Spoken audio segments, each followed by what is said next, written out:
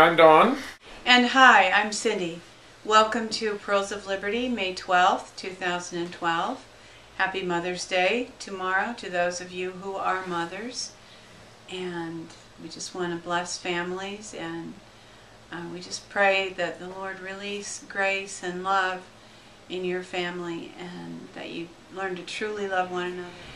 This week we want to begin by talking a little bit about the fact that George Bush and Dick Cheney and Donald Rumsfeld have actually had the finger pointed at them. There was an international tribunal held, and these things have no real legal force, but they're just a gauge of public awareness, and indicting these key people for war crimes, it's a way of telling the world that they know what's going on. And this is happening in more and more places, and Americans need to become more aware, which is why we're mentioning it, that these people are internationally known now as criminals. And they just, all the various, in the article that I read, a few different people that were tortured testified about what happened. We're talking about things like fingernails being ripped out and other very gruesome things that were done in order to extract confessions, etc. So, and all within under the auspices of the military and the commander-in-chief. And we know we have many good military, but unfortunately there are some bad people, and many people at the top of the current command are responsive to the cabal and not to the Constitution. So that's the sad state of affairs, but the world is waking up. Last week we raised the topic of the General Post Office and the need in re-inhabiting the Republic, re-establishing true American Republic, for having a General Post Office, and that's essential. And most patriots who've studied government and the establishment of government are aware that the very first step is establishing a post office. And we've been able to learn a little more in this week since we mentioned the General Post Office initially, and just kind of want to open that topic up and give you a little more information. I wanted to recap a little bit and explain why this is important. We are now living in an overlay, this thing that is commonly among truth and patriot people called the Matrix, after the movie The Matrix, is really an overlay on top of these true agencies that have been abandoned but can be re-inhabited. And one of the most fundamental ones is the free rural routes, and that is the basis in international law through centuries of precedent, the way that a government is first founded, the way that it's recognized is, do you have a communication system between the people who are on the land in your area? Attempts to establish a republic, we are beginning to recognize, to re-inhabit the republic, have been lacking because they didn't have a tie to the land. So the General Post Office and the re-inhabitation of the free rural routes is the way to do that. And there was an excellent interview by California Free State Governor Ken Cousins and one of the key people in the General Post Office that are affiliated with the Articles of Confederation being re-inhabited.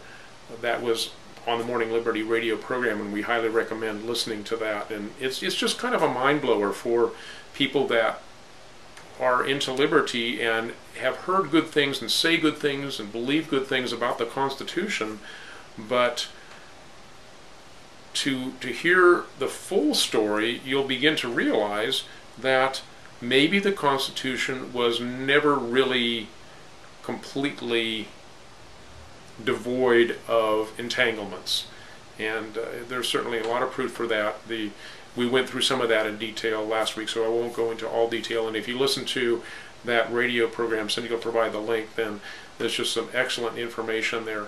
But it does have to do with the banking system, and even though in the Constitution the Congress had the authority over the banks, they abdicated that authority, and that was why the Constitution actually was a trust document, a legal document that enabled them to interact with the Crown. And the Treaty of Paris made King George the exchequer, I believe it was, or of the Treasury in the government of the United States of America, lowercase t. And how these things are done legally is very important. These were very intelligent and legally, lawfully knowledgeable. They understood the legal process. The key point to remember is that there is no clear and direct tie between the Declaration of Independence and the U.S. Constitution. It's always assumed today that there was that was a follow-through, a carryover, and that the Articles of Confederation didn't work, that some things were broken. That's a common cover story today, but if you start digging into this stuff, you'll find there was a lot more going on. There were largely different groups of people that were involved with the Declaration of Independence and the U.S. Constitution.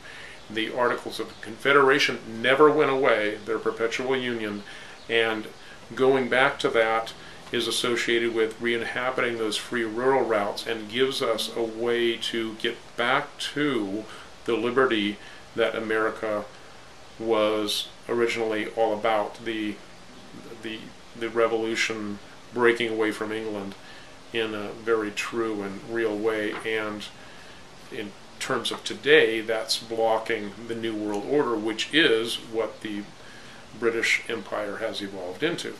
Didn't you characterize the Constitution as damage control? It seems like you said something about that. Yeah, that was something that in our conversation about this stuff, that you could actually think about the Constitution as being a damage control document. It was not something that was organically, it came up within the United States. So you had people in Europe writing this thing, and then these people were gathered into this convention and were fed this document, and many people walked out and knew it was a fraud. But the people that control reality were today the same groups of people. Their progenitors were controlling the reality of that day and were preparing a script that they intended people to walk into, and many people did, just because people are easily herded. So yeah, you could say that the Constitution was damage control for the revolution that had begun to set people free, and the British knew that they had to get people to, they knew they had to give them more liberty, but not complete liberty. So the Constitution did that, and capture people, so that the fable sells today. The fable being the fact that this was a transition and this was an organic document. It really wasn't. That's pretty amazing stuff. We all need to be willing to just relax our minds and be open, because some things that we have believed to be so are not so. And that's actually kind of a philosophical point that we wanted to make, is that there are a few things that hinder us in our pursuit of, or render us ineffective in our pursuit of life, liberty, and happiness. And one of those things is the fact that we become polarized. We very easily reach a point where our opinion means more to us for whatever reason than the goals that we are stating that we are pursuing. And this is really disruptive. And that's one of my favorite subjects, is the false left-right paradigm, and it really is false, because you are captured into this dialectic that takes you out of your main goal. And both, as it is today, both the left and the right think that they're fighting for freedom and liberty, but all they're both doing is building the size of this governmental structure that's enslaving them. Both want to use this bully with a big club called government as the way to beat up the bad guys on the other side, and we are in that way our own worst enemies. So that happens in a lot of different arenas, and it's happened throughout history, and this is how we are played. This is how the elites use us. And here's one more example. For Christians in particular, the Christian right is a common phrase and a recognized grouping, and I will say outright, this is a false grouping. This is not really Christian, and the right isn't a real, true political paradigm. It's a phony view of reality, and I'll explain what I mean by that. Jesus talked about, in the end, there's a famous saying that my kingdom is not of this world, being said shortly before he went to the cross. But he also taught his disciples to pray, "Thy kingdom come, thy will be done on earth." So which is it? These are two apparently opposite views. You'll find people that are on the so-called right today that are saying, yes, we want the kingdom of God, and we want to have these laws so that we can have a government that has laws that God likes, and this is how God's kingdom is enforced. Well, to those people I would say, well, I'm not sure that the same Jesus that told the people that wanted to stone the woman caught in the act of adultery would agree with your desire to enforce God's laws. Jesus apparently didn't. We are being called to a higher law. Well, what is that today? And I believe that that higher law, that higher principle, is the principle of nonviolence, or the libertarian principle. It's put in different terminology by different people, but it's basically the non-aggression principle.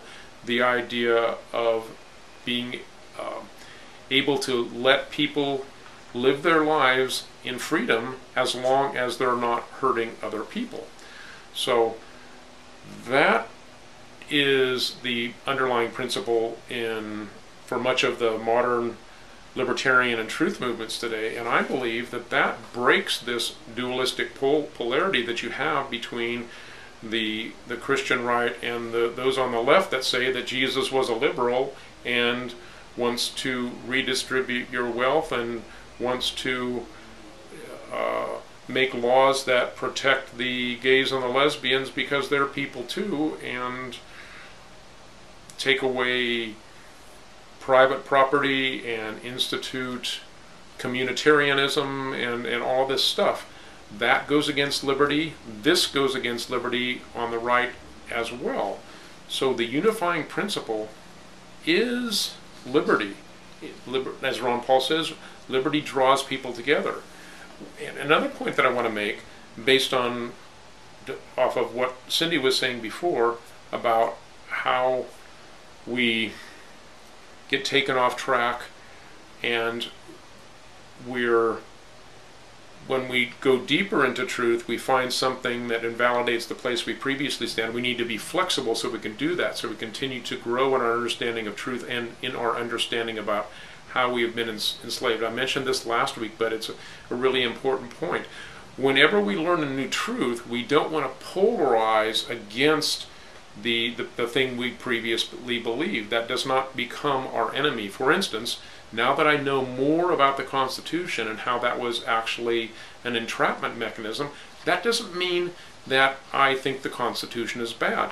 I think it's a lot better than the alternatives of going back under direct British rule, etc., etc. and knowing what I know also about the financial environment and the way that works, and the way that gold and limited hard currencies have been used to enslave people in the past, doesn't mean that I believe that Ron Paul is bad for wanting to go back to a gold standard. These are steps along the road, and once you see a bigger picture, you want to help educate, but you don't want to polarize the people that have been where you were before. So we need to create a road of liberty, is I guess what I would call it, in which we don't polarize along the way. Leave the polarization to the false left and right, but within the liberty camp, we need to be sharing information and drawing one another along, and not creating enemies. And I see very good things happening between the republic that has been being formed since 2010 and the General Post Office that we're just becoming aware of, and the Articles of Confederation. These are very good lines of communication that are beginning to open up, and we need to be open to the truth, share that with one another, and pursue truth and liberty. And those who have controlled us for all these centuries have realized this weakness that we have, that it's a vulnerability, that we can be directed or misdirected based on this polarization, that we will sabotage ourselves, that we will sacrifice our goals for some intermediate pleasure of being proven right or being acknowledged as being right, whatever. I mean, I'm not claiming to fully understand the psychology that allows us to be divided in this way, but we need to just guard against it. And like Don says, when a better idea is presented to us, or an idea that has the ring of truth, and if we're cautious, if we listen carefully, we will recognize, I mean, the human spirit can recognize truth when there aren't filters.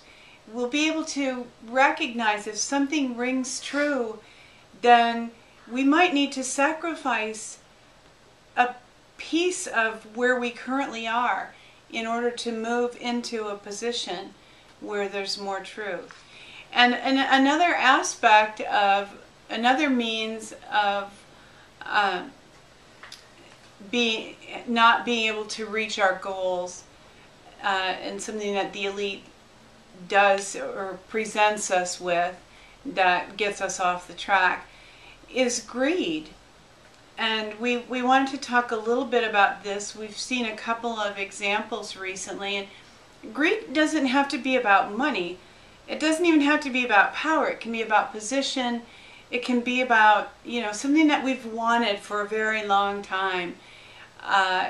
We've been promised that we'll receive this thing, and it doesn't open up or play out the way that we originally thought it might, and then someone offers us another opportunity to see this thing developed, and we take it, and that's a form of greed. And the gentlemen who developed the General Post Office and who are working on this restoration process have been presented with an opportunity to make vast amounts of money. They're talking about debit cards that had millions of dollars a month. So these, again, the people who have controlled us for a very long time know our vulnerabilities.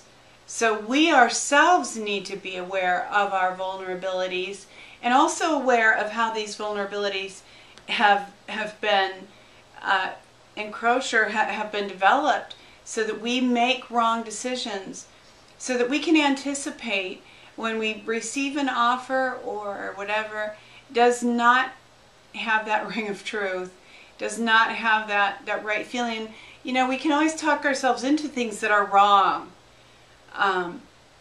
but if we're aware of where attacks might come, as far as getting us off the track, we might be able to identify the evil, if I can use that word, when it first is making an appearance, so that we can immediately begin to resist it. Last week we had an interesting series of events with our video. We've been approved by YouTube for videos longer than 15 minutes for well over a year, and if you are familiar with our channel, you know we have some videos that are quite long. Well, something we said last week, I don't know if it triggered something or what, but we tried 3 times last Sunday to upload our video, and each time it told us it was too long. Somewhere in the course of the week, they did allow it. It just had remained there, and there it showed up just a few days ago.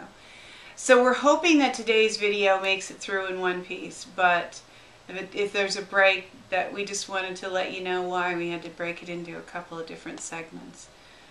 Yeah, we think we know what it was. We think there was a certain couple of words that when you put them together, that the speech recognition will flag you. So we think we probably got escalated up the chain of approval, and they blocked it until they realized we weren't a threat or something. So, but that's all conjecture. But the censorship stuff is very real.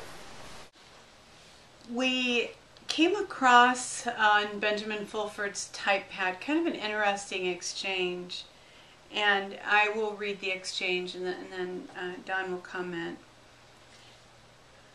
And Benjamin Fulford allows for questions on his Typepad website. We'll give you the link. Ben, thank you again for your continued correspondence. It makes sense that the Chen incident was a PR stunt, as they needed some cover for Clinton and Geithner being in China to grovel.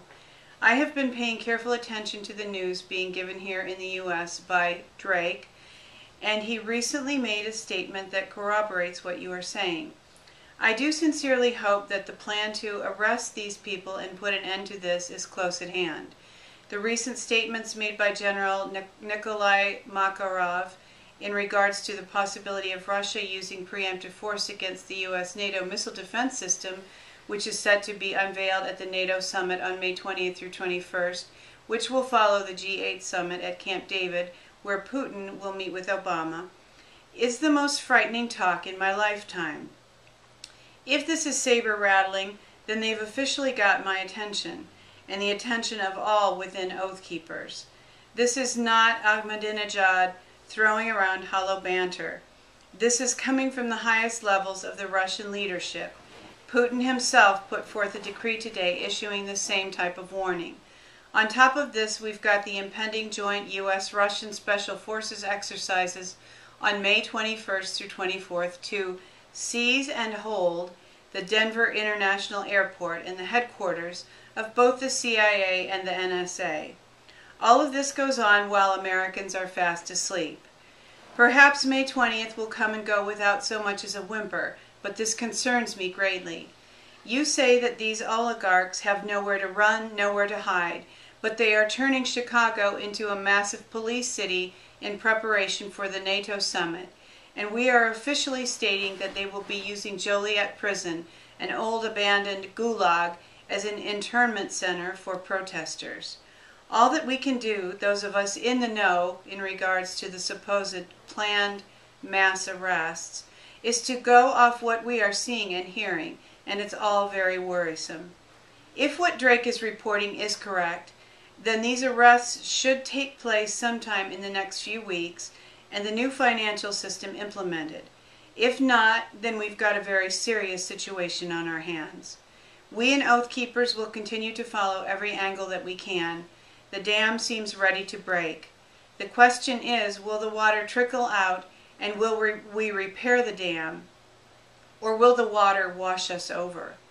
Many of us are prepped and ready to bug out to safer ground, as we all sense that something is close at hand. But who really knows how much longer they can prop up this phony system? I am maintaining that what is coming may not be as nefarious as some believe.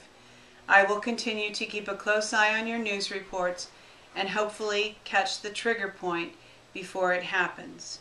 Best, and it was not signed, obviously. And then Ben Fulford replied, to the Oath Keepers and all patriots, remember that what is closer to you is most important. General Patton had a 2 million man army but was murdered because of people who were personally close to him. Make sure you and your most trusted colleagues and family have contingency plans for your own immediate surroundings. If there is any action you can personally take, take it. Worry about the rest of the world only after you have done that. Thank you. That's signed by Benjamin Fulford. So there's a lot of thoughts there, and the closing thought, of course, is the most important and personal for as we go into some what looks to be some tumultuous times, and we don't know how soon that is, but it could be very soon. Could be May 20th when these events begin to, the joint training exercises in the Denver airport area, the Chicago G8, all of that stuff in that time frame. This could be when the Patriot forces, represented on the internet by Drake, begin to do mass arrests, and there begins to be a public restructuring of the financial system, and that could go down about that time. But it really sounds like the powers that be are ready and aware to hold on to their power. They're not going to give up easily, so that could make for a very difficult transition. And the personal word is have your plans ready and trust the people that, or have the people closest to you, the ones that you trust the most. So that's wisdom, and again, we don't know how soon things might begin to happen, but we agree with the writer of this comment that said we can all feel that something is coming probably pretty soon. So stay within your safety zone. Don't be fearful, but don't take any unnecessary risks with your